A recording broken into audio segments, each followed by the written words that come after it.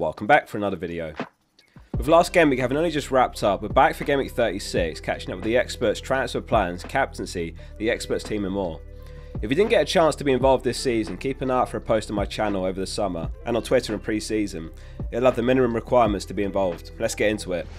Starting with the manager highlight, FPL Spaceman's top of the league again with a respectable score of 87, taking him to 516th in the world. There's another 16 experts in the top 5k in the world of him, and there's 13 managers in the top 10k now. 84% still have their bench boost remaining, so those at just a few points outside the top 10k can be looking for a late push to get in. Onto the transfer activity for Game Week 36. This week 64% are rolling, 25% are making one transfer, and 11% are making two transfers. No chips active, and no one's making more than 2 moves this week. It's very team dependent of course, but if you can put yourself in a position to have 2 free transfers and double Game Week 37, that's the perfect spot to be in. A huge amount of wildcards were played last week with the intention to roll this week right before the double. I think the fixtures in the game weeks have fallen quite kindly this year compared to some past seasons in terms of chip strategy. So who are the top transfers in and out? The top transfer in is Vardiol. 12% have picked him up after a season high score of 15 points last game week. He's got 33 points over the last 4 game weeks, which only Ben White can beat with 37 among defenders. No one's got more points than Fernandes over the last 4 with 46 points himself. No transfers in for him this week as he is a DAO, in fact one is selling him. The latest is that Ten Hag said he is a DAO, but he added never rule him out for any game. They don't play till Monday, which is good in the sense of a slightly longer recovery time, and we've been here before where he's flagged and he still plays. He's played more minutes than any midfielder this season. De Bruyne's the second top transfer, 10% have bought him, which means 6% have sold Salah. It's a logical move given De Bruyne and Man City's form, and Liverpool out of form recently themselves. However, it's a home game for Liverpool, and they're facing an equally out of form Spurs side that just lost 2-0 to Chelsea, and Salah should be back in line for a start after a benching last match. I'd be tempted to make the switch in Game Week 37 instead if I had Salah still. 6% are buying Foden, 6% buying Havertz. No double game weeks for Arsenal for the final 3 game weeks. However, that's not to say Arsenal assets are bad buys still. They've got home games to Bournemouth and Everton to come, plus an away game to Man United, who are worse for expected goals conceded over the last 6. 3% are buying White, and one manager's buying Saka and Raya.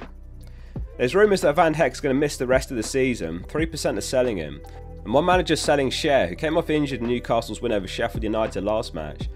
Howe said in this morning's press conference that Cher's season's likely over, so if you got him he's a sell unfortunately. Burn, Vardiol, Gabriel, White, Walker, all great replacements. The manager selling him is one of those buying Vardiol this week, though Burn's also a solid replacement, albeit very like for like, and it's only worth doing if Cher's a doubt for the double game week, or if you're forced to play someone like Pedro Porro away at Liverpool this week if you hold. Interestingly, 4% are selling Son. It's not ideal away at Anfield this week, however their first double game week 37 fixture is Burnley home, and in game week 38 they've got Sheffield United away. There has been a massive drop off recently though, so selling for the likes of De Bruyne and Foden etc just might work. Son's registered 0.44 non-penalty XG over the last 4 game weeks, which ranks 90th among all players, just behind Bentancur, Rice and McNeil. A quick update on the chip overview and strategy for the final few game weeks. 99% have wildcarded. It breaks my heart to report this, but it looks like the one that still has their wildcard forgot to activate it, having taken a -64 hit in Game Week 35. Which goes to show it can happen to the best of us. The manager that did it has finished top 1k before and a bunch of top 50k finishes. They've still got their bench boost, so one positive is they could use it in Game Week 37 and then wildcard in Game Week 38, which in essence is a free hit that week. 4% of the experts still have their free hit, and 4% have got their triple captain, which no doubt will be used in Game Week 37. Respect to them for following different chip strategy paths to the majority of players. Next week's video is going to be a bench boost special, so make sure you subscribe so you don't miss that. Onto Game Week 36 captaincy. Lots of appealing options this week, but who are the experts sticking the armband on? There's a massive number of names this week. Haaland's the clear favourite still with 80% captain in the City forward. Palmer's in second with 7%, and then Saka with 4%. Foden and De Bruyne captain by 3 each. Havertz, Isak and Watkins 1 each. Could be a fair few managers in here looking for a late push with a differential captain. Haaland's no doubt going to be the most popular captain again by a mile. If you are looking to go differential to chase rank or mini league, here's FPL Review's top players for Game Week 36. Haaland is top on 7.8 points, and then Saka, Palmer, Salah and Foden. Further down the list is De Bruyne, albeit with an estimated 64 minutes. If he gets 80 minutes, that shoots him up to 6.5 points in 3rd place. If your bench boost is used already, you could go super differential with your 5th midfielder or your 3rd forward by buying Gibbs White or Wood this week, who face Sheffield United in an absolute must-win game as they fight to avoid relegation. And then you just bench them in Gameweek 37. Let us know in the comments who your captain is. The captain poll has gone up in the community tab on my channel as well, so cast your vote there. Moving on to the experts team, here's how they're lined up this week. It's Ederson in goal, Gabriel, Maguire sharing defence, Foden, Fernandes, Gordon and Palmer midfield, Jackson, Isak and Haaland the front three, Petrovic, Son, Porro and Aït-Nouri on the bench. So a few flags here. Ederson's reportedly been training with the team the last couple of days and he's avoided injury, which is good news. It sounds like there's a fair chance he starts this weekend, if not Gameweek 37. 13 players in this team that double in 37, so very well set up, with Gabriel and Aït-Nouri the only single game makers that week. A huge benching headache this week for lots of us is who to bench between Gordon, Fernandes, Jackson and Son. This one's purely opinion, but I've got Son first on the bench now, which is how I'm leaning after Thursday night's game, with Jackson scoring and Spurs looking really poor and low in confidence. It's a simple one if Bruno's going to miss out, but in my opinion he's likely to start. He's an absolute monster when it comes to availability and playtime. He very rarely gets injured. Palmer's the only player that's 100% owned by every single expert. Haaland and Son second most owned with 92% ownership each. Isak's in third, and he's the only other player that's over 90% owned. Petrovic and Ederson the most popular keeper combo, with 71% owned Petrovic compared to just 5% overall and 30% owned Ederson. The difference column on the right is very useful for identifying players that the experts are very keen on collectively, that the overall player base could be overlooking.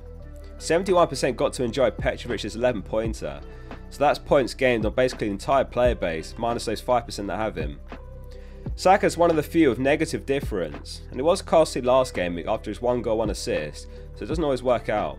At this stage of the season they prefer the double game week assets for the most part though, and there is still the opportunity to buy the likes of Saka and Havertz in Game Week 38 after the double.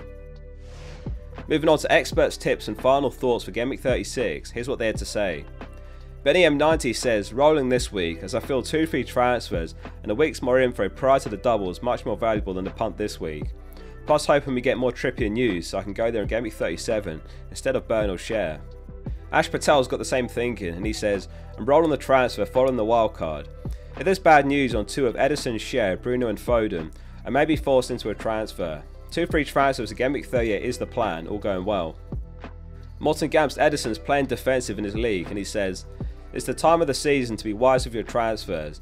For example, I'm top of my mini league by 14 points, so I'm bringing in the player from the person behind my team that's most likely to hurt me, which in my case is Vardiol.